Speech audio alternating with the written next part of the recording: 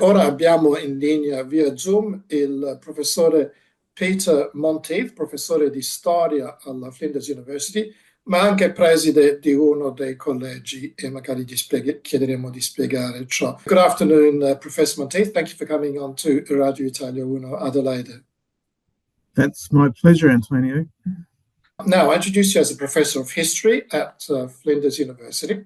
And I also said you are the president, the principal of one of the colleges. So can you tell us what that role is, please? Yeah, I look after the College of Humanities, Arts and Social Sciences, which is the smallest of the 6 colleges at Flinders, but it's also, I think it's fair to say, the most diverse because we cover, as the name says, the humanities, the social sciences and the arts, whereby I mean above all the creative arts, and included in all of that are the languages, including Italian. Okay, and Italian's still going at Flinders after the sort of big issues a few years ago? It is still going. Yes, we have Stefano Bonner, who might well be known to many of your listeners, yes, as our main Italian language teacher. And we have students here at Flinders, but also through cross-institutional enrolment with the University of Adelaide. Good to know. Now, we've been trying to organise this interview probably for a few years now. Actually, every time I invite you, you're away or whatever. And we tried for last week for Anzac Day, Festa della Liberazione, but we're having the interview now this week, following week. And maybe we can start as a catalyst for the conversation is, I think your most recent book, or 2 books in English and Italian, about an Australian soldier that fought in Italy amongst other places, Johnny Peck. So first, let's tell briefly his story, then we'll go into some more detail. Yeah, that's right. I did a book about Johnny Peck. The book in English is called Escape Artist, The Incredible Second World War of Johnny Peck. And it's a biography of sorts, but as you might expect, most of the book focuses on the wartime experiences of this Australian who had a most interesting Second World War, given that he spent a good part of it behind barbed wire as a prisoner both of Germans and Italians. And he was, as the book title tells you, someone who was prone to escaping, which he did on many occasions, both from German and from Italian captivity. And my interest in him began when some years before doing this book, I wrote a book about Australian POWs in Europe in the Second World War. Because in Australia, when we talk about POWs, we generally talk about those who were in Japanese captivity in the Second World War, but there were over 8,000 who were in Europe, most of them in Germany, but a good number, well over 2,000, were in Italy. And so there's a point in history at which both Italian and Australian history intersect through these prisoners of war in Italy, but also, of course, there were Italian prisoners of war and indeed civilian internees in Australia through the Second World War. So it's one of those times at which Australian and Italian histories intersect. Yes, well, and I've told you previously, my grandfather was one of those internees here in Australia. I think at Tatura first, but most of the time he spent in Loveday. So Johnny Peck, he's an Australian soldier that participates in the Second World War, and I read he actually falsified his documents to be able to get in. That's right. When he enlisted, he gave his age as 20. He told them that he'd been born in 1919. In fact, he was born in 1922, so he was 17 years old when he enlisted in in Melbourne. He was born in Sydney, but he'd moved to Victoria quite early in his life, and he grew up around Crib Point, where there was a naval base. And with the outbreak of war, he was one of that generation, sometimes referred to as the 39ers. There were some who waited longer, but there were a bunch of young men who signed up very early in the piece. And so he was one of those who signed up in 1939. And quite soon after that, very early in the following year, in 1940, he was sent to the Middle East. He spent some time in Jerusalem. It had been established that he wasn't as old as he said that he was. So initially they didn't put him in an infantry battalion, but it was clear that this was someone who did want to fight. And so he was transferred into an infantry battalion, which meant that it was very likely that he was going to see combat. And it was the 2nd 7th Infantry Battalion that he was transferred into. He trained in Egypt, and then by the end of that year, 1940, he was being moved into a position where it was clear that he was going to get that combat experience. Yes, it's an interesting, we might come back to it later, but so in this case, he falsified his birth documents. And at the time, I know there are quite a few, I guess, Aboriginal men who enlisted, although technically they weren't entitled to, so to speak. We might come back to that in a minute. So Johnny Peck, he was underage, he still was accepted, got in, and he went, you've mentioned Greece, Italy, but this topic about the escape artists, what was special about this? I guess he must have spent a lot of time in prison, or had several situations. He did. You could take that idea back to his youth, actually, because he had a very unhappy home life. And so you could make an argument that his first escape was from home, because he ran away from Crib Point and went to Melbourne, and from there made his way up to a farm in central Victoria where somebody looked after him for quite a while. And I think signing up at the age of 17 was just another way of escaping from his rather unhappy family background. But of course, most of all, that title, Escape Artist, applies to his wartime experiences. He did fight then against Italian forces at Bardia, at Tobruk, in North Africa. He survived those. They were battles that led to the capture of very large numbers of Italian soldiers who then, in many cases, were brought to Australia. But Peck, having survived those battles, was transferred with the 2nd 7th Battalion with the Australian 6th Division to Greece. He fought in Greece, but in Greece, the Australians and the other allies were overrun quite quickly by invading German forces.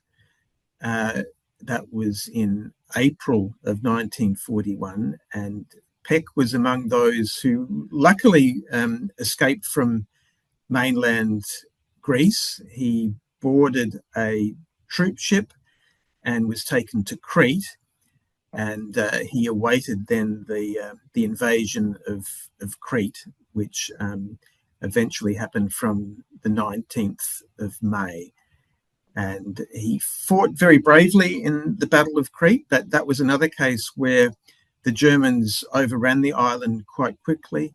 They made an airborne invasion, which was an extremely daring operation.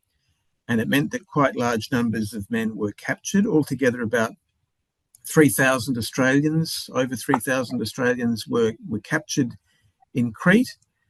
And Peck was one of those who initially managed to evade capture. He was on the run for some time in Crete, and then the Germans captured him, put him in a temporary POW camp in Crete, he escaped from that camp and was on the run on the island for quite some time, generally being looked after by locals, until in May of the following year. That gives you some idea of how long he was on the run. He was captured on the eastern end of the island, and that's the Lasciti province, which was occupied by Italian forces. So it was, in the end, it was Italians who captured him, and they took him to the island of Rhodes. And when he was on that island, he escaped from the Italians. He tried to make his way in a small boat to nearby Turkey, but the boat sank in a storm, and fortunately he was rescued by Italians, by an Italian naval vessel, and eventually he was taken from there to mainland Italy. And the place where he spent much of the next year was a POW camp in northeastern Italy called Gruppignano. It's near Udine. Okay. And that was a very large camp for Australians and New Zealanders. There would have been at one time over 1,000 Australians in the Gruppignano camp. That's PG 57. And then in April of the following year, he didn't manage to escape from that camp. It was a very tightly held camp. It was a very secure camp.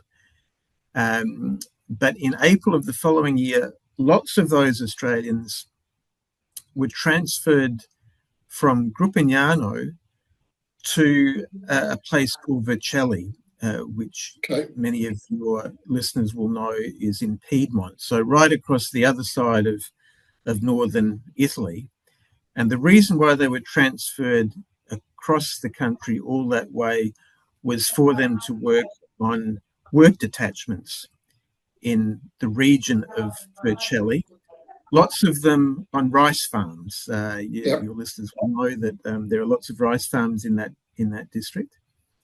And I would point out that just as Australians were being asked by Italians to undertake wartime work, so in Australia, Italians here were being required to undertake wartime work. And that was perfectly in accordance with the Geneva Convention. If you were not an officer, the detaining power could insist that you undertake work. And so Johnny Peck was put onto a work detachment. There were lots of them around, dotted around the plains of Vercelli. He was sent to a little detachment called San Germano Vercellese, and he escaped. He escaped from there. With a few others, he made his way to Switzerland. And as I explain in the book, he managed actually to get to the Swiss border. This was in the region of Montemoro. A nearby town is Macugnaga. And unfortunately, just as they sought supplies to keep themselves going, they were captured by some kind of local border forces, and he was returned to Vercelli. The next stage, so that's sometime in the middle of 1943. He escaped again, and this time when he was recaptured, because he was a repeat offender, I suspect, he was put in a civilian jail. And that's where he was when the armistice was signed in September 1943. So as it happened, he was released from imprisonment this time. His escape was brought about by local Italians who were anti-fascists. And for him, that represents a new phase in his war, and really quite an incredible one in many regards, I think, because you might have thought that the first thing he would want to do having been released again, would be to head back to Switzerland, as many of the Australians and others wanted to. But in his case, he took a group of men to the border. He'd been there before.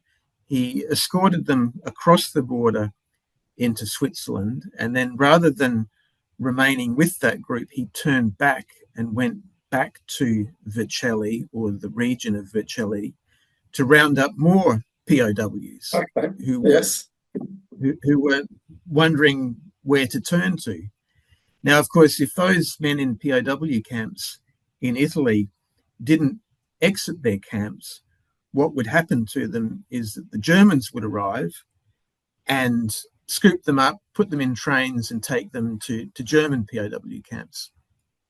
And for the men themselves, there was a good deal of confusion. They weren't sure whether to stay put and wait for allies to liberate them, or whether they should exit their camps and try to make their own way to freedom, whether that would be to Switzerland or whether that would be heading south in the hope of joining up with Allied troops who were invading Italy from the south. But of course, because they were in the very north of Italy, it made sense for most of them to try to find a way into Switzerland, as indeed lots of them did. And Peck saw it as his role, because he had that experience, because it seems he was already quite a proficient Italian speaker. This was someone who was very good with languages. He could, it seems, quite successfully pass himself off as a local. But he couldn't do it by himself, of course. He had made connections, friendships with local anti-fascists who helped him to build a network, an escape network, to find these POWs, to round them up, to escort them to the border. Often that meant buying train tickets for them, finding clothing for them, arranging passage across the border, and often that meant catching a train to a stop just before the border so that they wouldn't be subject to border control on the train. They'd leave the train before the border, and through an arrangement, a local, possibly a smuggler, would then guide them across the border into Switzerland. And he did that in connection with the POWs around Vercelli, where there were lots of Australians, New Zealanders, South Africans, British POWs.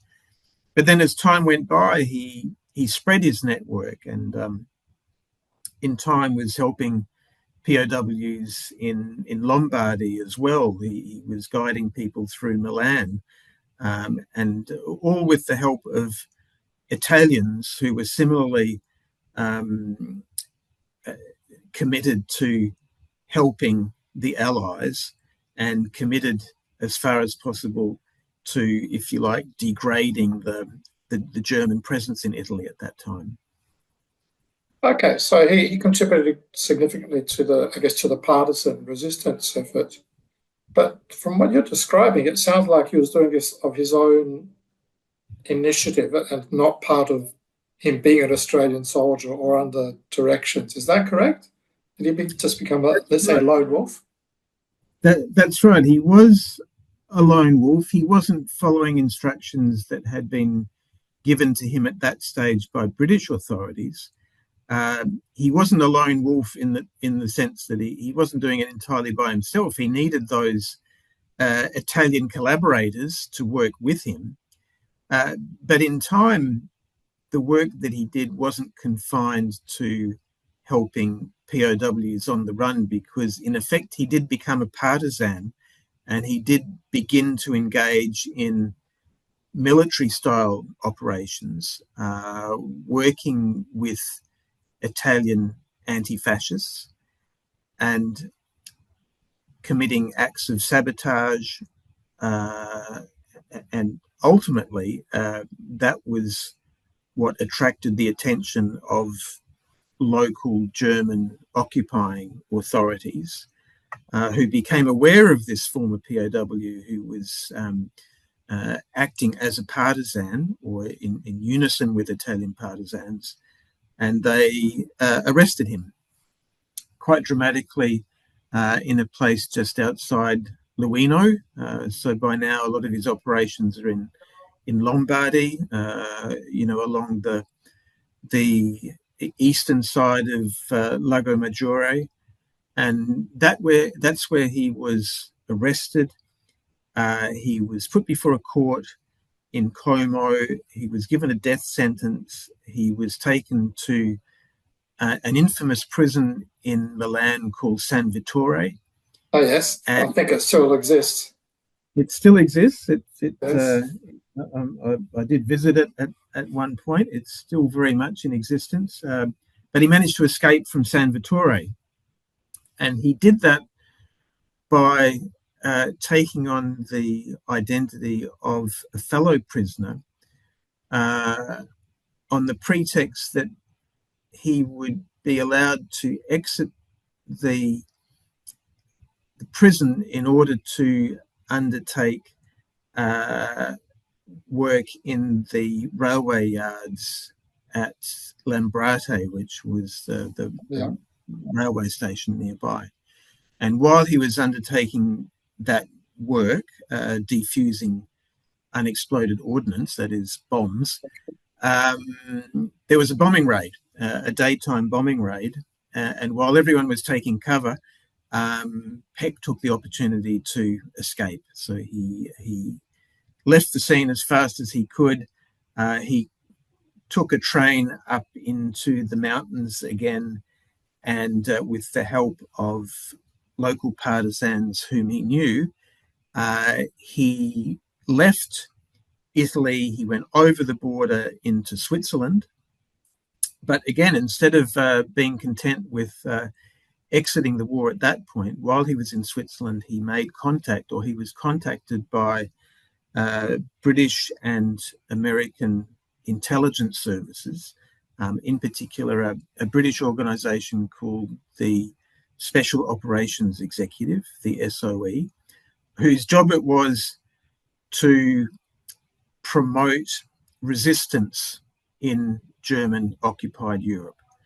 And so Peck was infiltrated back into Italy as a so-called British liaison officer working for SOE.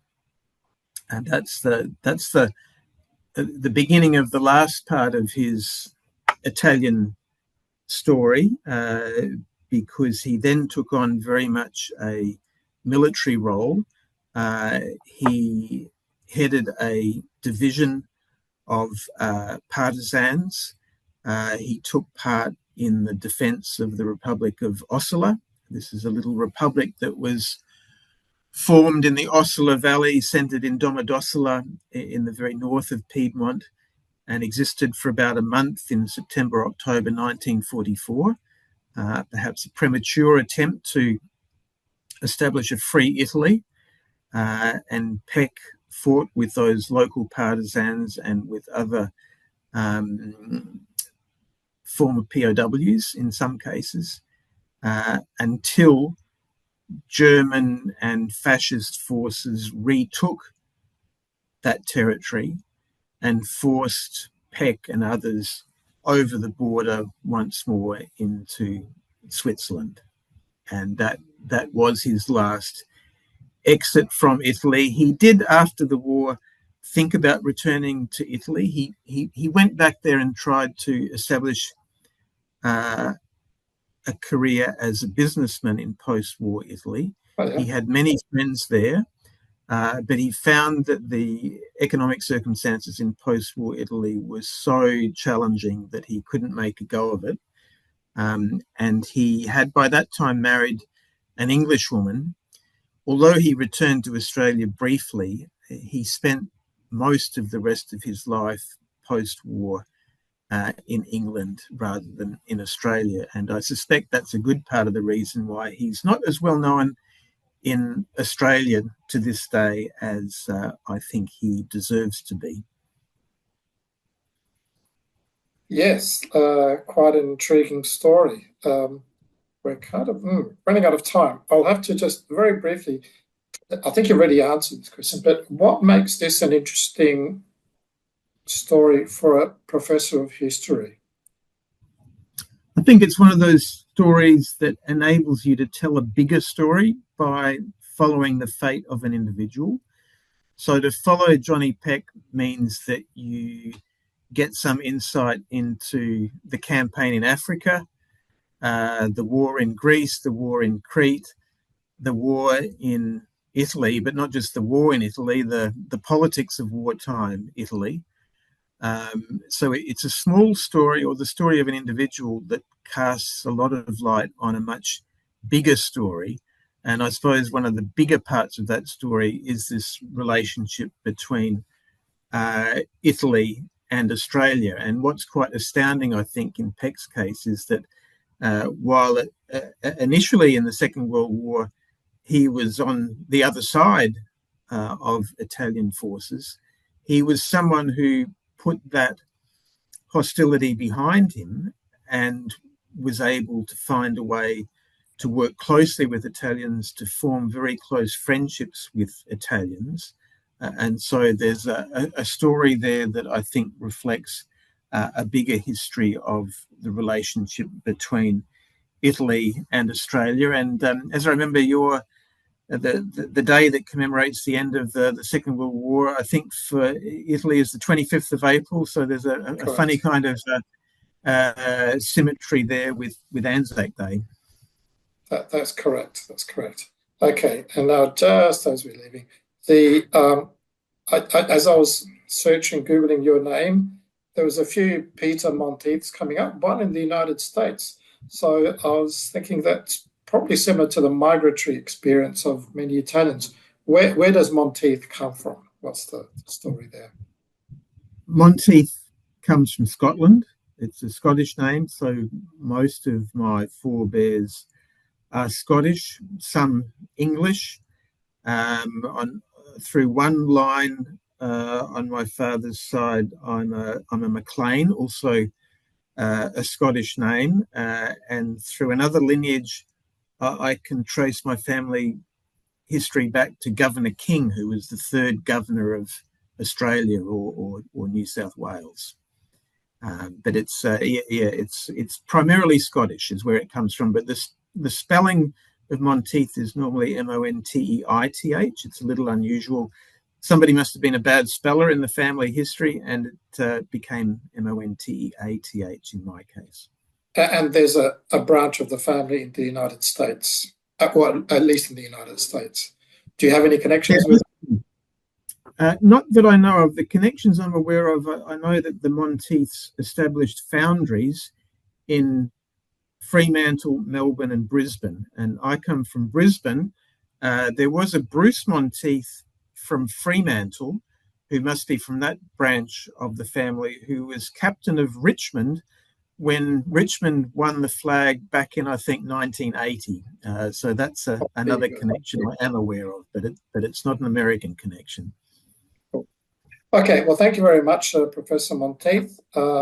We've had quite a long conversation, and maybe we can talk about some of your work, a lot of work you've been doing around Loveday and the experience of sure. Japanese and Italians there. I'd be happy to. Okay, thank you very much. Thanks, Antonio.